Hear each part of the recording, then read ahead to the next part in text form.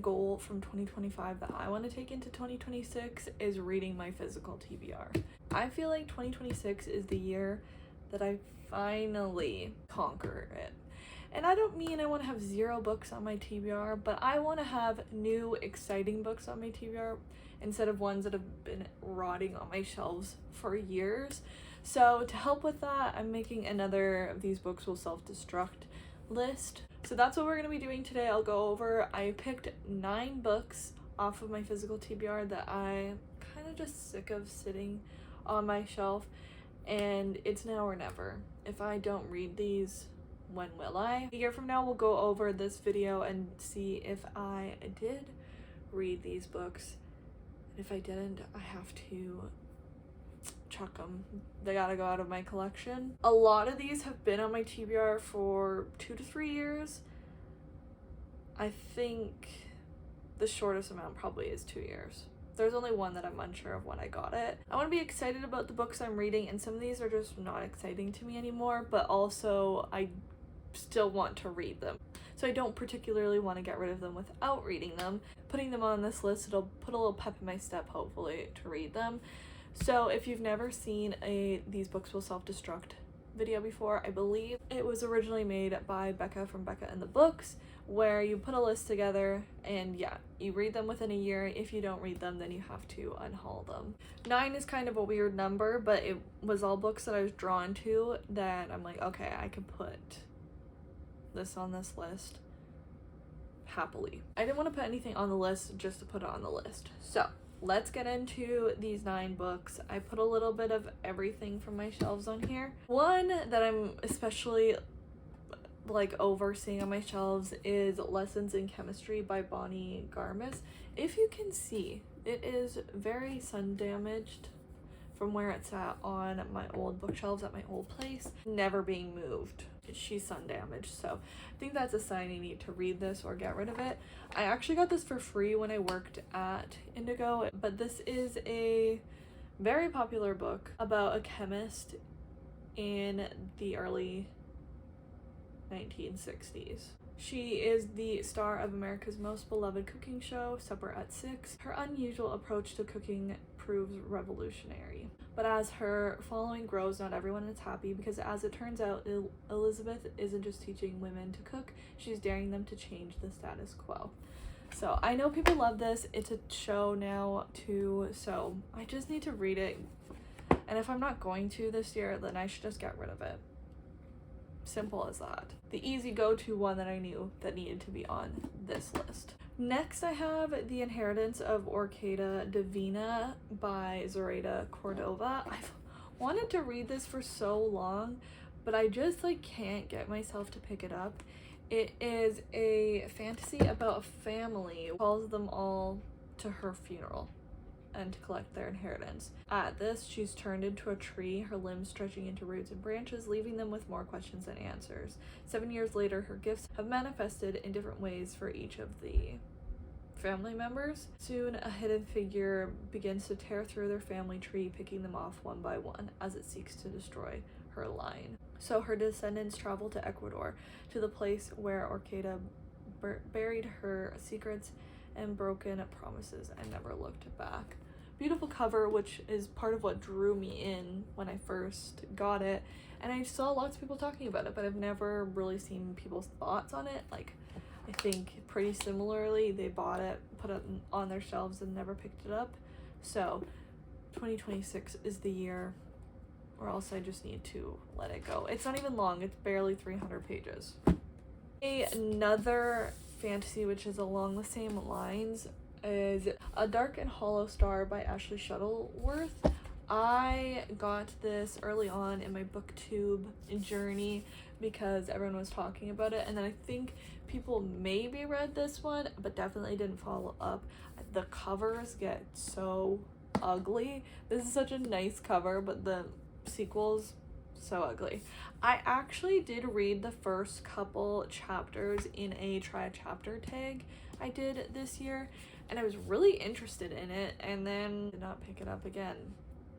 Are we surprised? No, me either. The 8 courts of folk have lived among us, concealed by magic and bound by law to do no harm to humans. This arrangement has long kept peace in the courts until a series of gruesome and ritualistic murders rock the city of Toronto and threatens to expose Faye to the human world. 4 queer teens, each holding a key piece of the truth behind these murders, must form an alliance in their effort to track down the mysterious killer behind these crimes. If they fail, they risk the destruction of the fairy and human worlds alike. If that's not bad enough, there's a war brewing between the mortal and immortal realms, and one of these teens is destined to tip the scales. The only question is which way. The sequel's covers make me not want to pick this up because it makes me not want to continue on this series even if I like this one. I'm gonna be so real. Might as well do my last fantasy for this list. I have Red Queen by Victoria Aveyard. I actually don't really know what this series is about, but I know people love it. Mare borrows a world is divided by blood, those with red and those with silver. Mare and her family are lowly reds, destined to serve the silver elite, whose supernatural abilities make them nearly gods. When Mare accidentally discovers a power of her own she didn't know she had, the Silver King is forced to hide the impossibility of her power and pretend she's a long-lost silver princess betrothed to one of his sons. Soon Mare is drawn into the silver world, where loyalty and desire can tear you apart, and the only certainty is betrayal. And before long, her actions put into motion a deadly and violent dance, pitting prince against prince and Mare against her own heart. Yeah, I just know this is a loved series. I actually don't know, as the series goes on, like,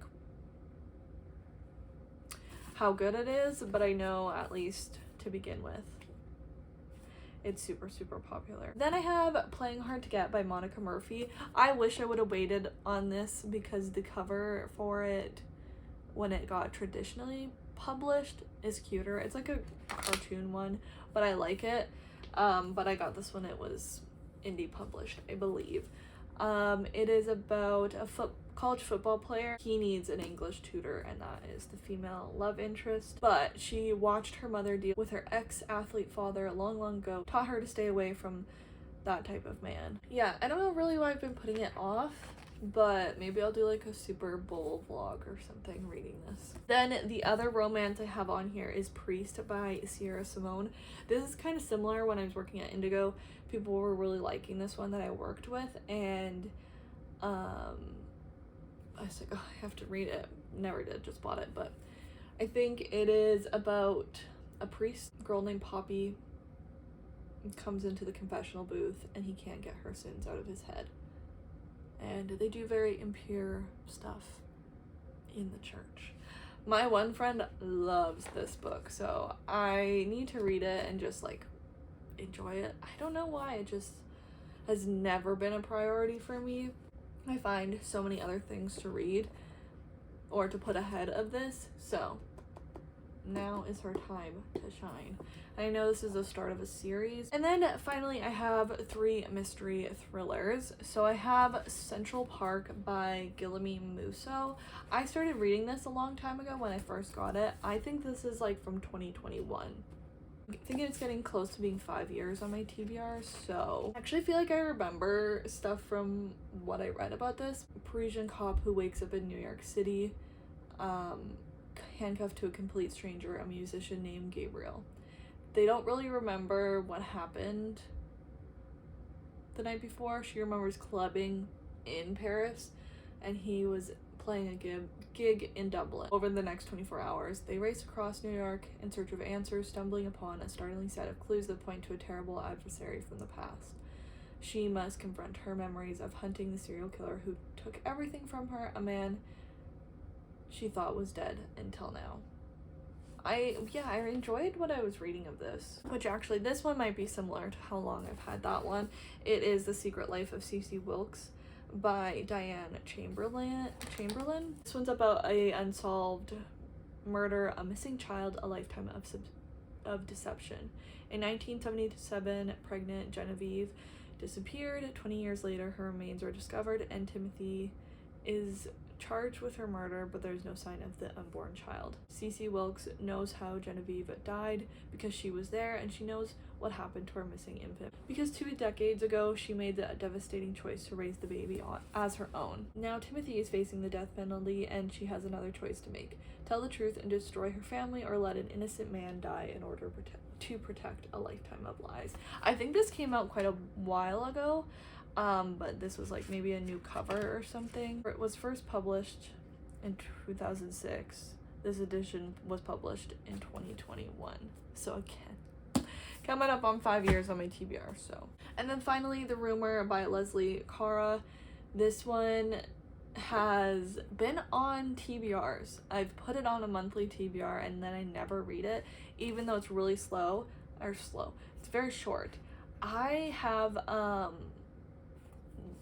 for this one specifically, I've been waiting for like the perfect time to read it.